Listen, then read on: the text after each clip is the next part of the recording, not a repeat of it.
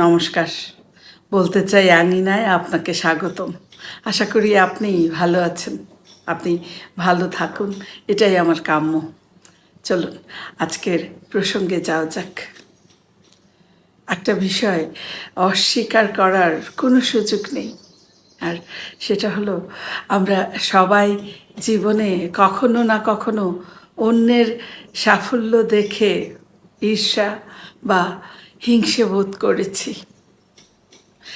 মুখে এটা অস্বীকার করলেও আমাদের মনের কোণে একটা খচখচানি কাজ করে। কিন্তু কেন এমন হয়? এটা কি কেবলই আমাদের চারিত্রিক দোষ, নাকি এর পেছনে রয়েছে গভীর কোনো বিজ্ঞান? চলুন আজকের আলোচনায় আমরা এটা সংক্ষেপে একটু জেনে নিই। মূলত বিজ্ঞান কি বলে? বিজ্ঞান বলছে এই যে আমরা ঈর্ষাবোধ করি, এই ঈর্ষার অনুভূতি, এটা আসলে আমাদের মস্তিষ্কের এক প্রাচীন সার্ভাইভাল মেকানিজম বা টিকে থাকার লড়াইয়ের অংশ। তারপর বিবর্তনীয় মনোবিজ্ঞান কি বলছে?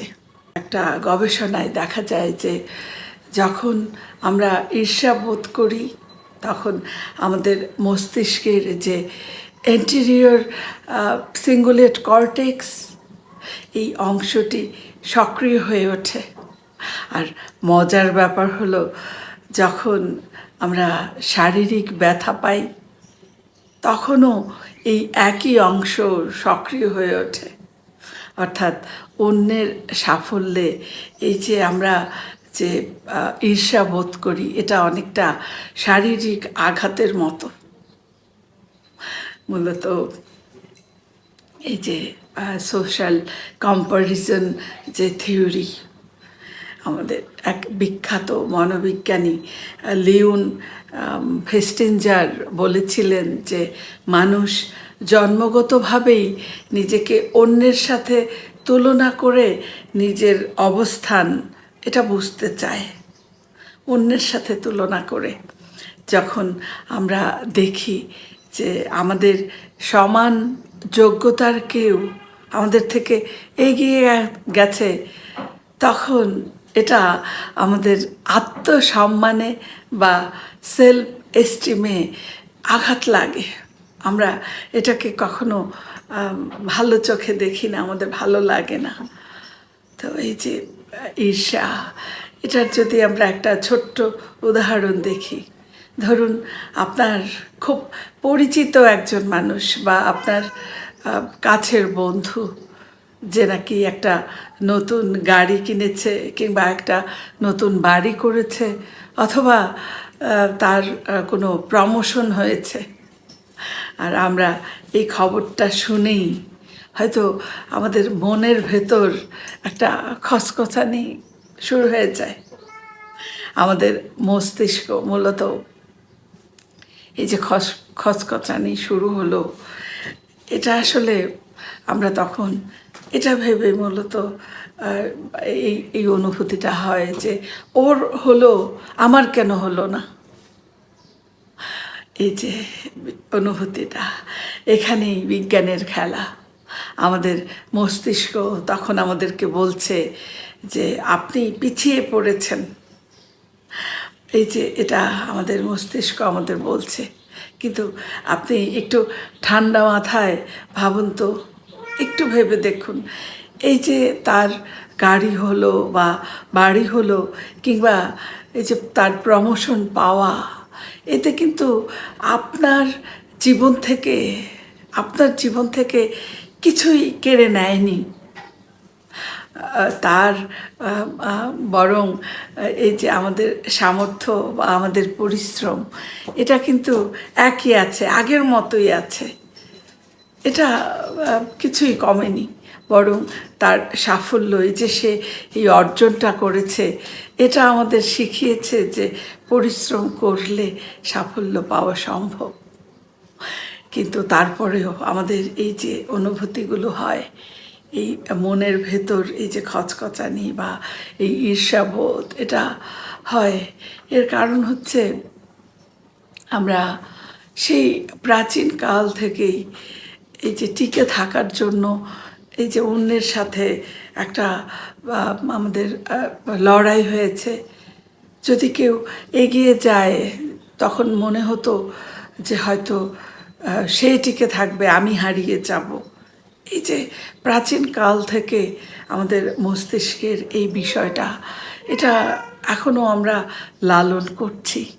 আর এই অনুভূতি যদি দীর্ঘকাল চলতে থাকে তাহলে যেটা হয় যে আমরা হিংসায় জড়িয়ে পড়ি। আমাদের নেতিবাচক মনোভাব আমাদেরকে বিভিন্নভাবে ক্ষতিগ্রস্ত করে, যা আমাদের ব্যক্তিত্বেও আঘাত করে।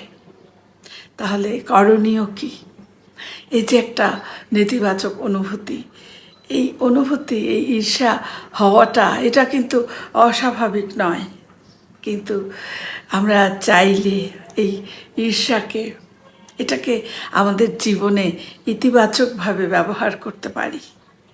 আমরা চাইলেই পারি, আমরা চাইলেই এই যে নেতিবাচক শক্তি, এটাকে ইতিবাচক শক্তিতে রূপান্তর করতে পারি। কিভাবে?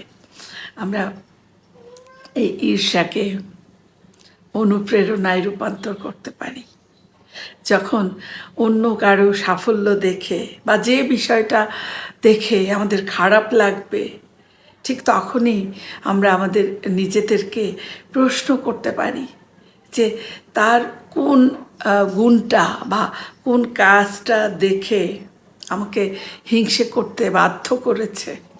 এটা আমরা খুঁজে বের করতে পারি এবং তারপর তার সেই গুণটা আমাদের মধ্যে আমরা আয়ত্ত করতে পারি। অর্থাৎ যদি অন্য কারো সে হয়তো আপনার থেকে ভালো কথা বলে কিংবা আপনার থেকে ভালো কাজ করে, তাহলে সেই গুণটা কিভাবে আয়ত্ত করা যায় আমরা সেটা দেখতে পারি। আমরা যদি ইতিবাচকভাবে এটা চিন্তা করি তাহলে এই ঈর্ষা, এটাকে আমরা ইতিবাচক শক্তিতে রূপান্তর করতে পারবো। তারপর আরও একটি পন্থা আছে, সেটি হলো নিজের সঙ্গে নিজের প্রতিযোগিতা। আমি এর আগে একটি ভিডিও বানিয়েছি এ বিষয়ে। নিজের সঙ্গে নিজের প্রতিযোগিতার যে বিষয়গুলো আছে এগুলো নিয়ে সেই ভিডিওতে আমি বিস্তারিত আলোচনা করেছি, আপনারা চাইলে সেটা দেখে নিতে পারেন। তো এটা হলো এই যে আমরা সবসময় অন্যের সাথে অসুস্থ প্রতিযোগিতায় নামি, আর তাতে যেটা হয় আমরা আমাদের নিজেদের ট্র্যাকটা হারিয়ে ফেলি, আর এতে আমরা দুর্বল হয়ে যাই, অন্যের থেকে দুর্বল হয়ে যাই। কারণ আমরা নিজের দিকে না তাকিয়ে অন্যের দিকে তাকিয়ে দৌড়াই আমাদের ট্র্যাকে, সেজন্য আমরা আসলে দুর্বল হয়ে যাই। এজন্য যেটা করতে হবে, নিজের সঙ্গে প্রতিযোগিতা, অর্থাৎ নিজের ভেতরে যে দক্ষতাগুলো আছে সেগুলোকে আরও শানিত করতে হবে। গতকালের আমি আর আজকের আমি এর মধ্যে তুলনা করতে হবে। অর্থাৎ গতকালের যে আমি ছিলাম তার থেকে আজকের আমি, এটাকে একটু আমি উন্নতি করতে পেরেছি কিনা। অর্থাৎ প্রতিদিন এই যে 1% করেও যদি আমরা নিজের উন্নতি করতে পারি তাহলে আমরা অনেক দূর এগিয়ে যেতে পারি। এটা একটা খুব ভালো পন্থা আমাদেরকে মনে রাখতে হবে। আমরা অন্যের ঘরের আলো নিভিয়ে নিজের ঘরকে কখনোই আলোকিত করতে পারবো না। নিজের ঘর আলোকিত করার জন্য মূলত নিজের ঘরের আলোটা জ্বালাতে হবে। তাই আসুন আমরা সবার আলোয় এই পুরো পৃথিবীকে আরও উজ্জ্বল আলোয় আলোকিত করে তুলি। আপনাকে অসংখ্য ধন্যবাদ এতক্ষণ ধৈর্য সহকারে আমার কথাগুলো শোনার জন্য। আপনি আপনার মূল্যবান মতামত কমেন্টে লিখে জানাবেন, এবং যদি ভিডিওটি ভালো লাগে তাহলে শেয়ারের মাধ্যমে ছড়িয়ে দিবেন প্রিয়জনদের কাছে। সাবস্ক্রাইব করে বলতে চাই পরিবারের সঙ্গেই থাকুন। আবারও কথা হবে অন্য কোনো অনুভব নিয়ে। ততক্ষণ আপনি খুব ভালো থাকুন, সুস্থ থাকুন। শুভরাত্রি।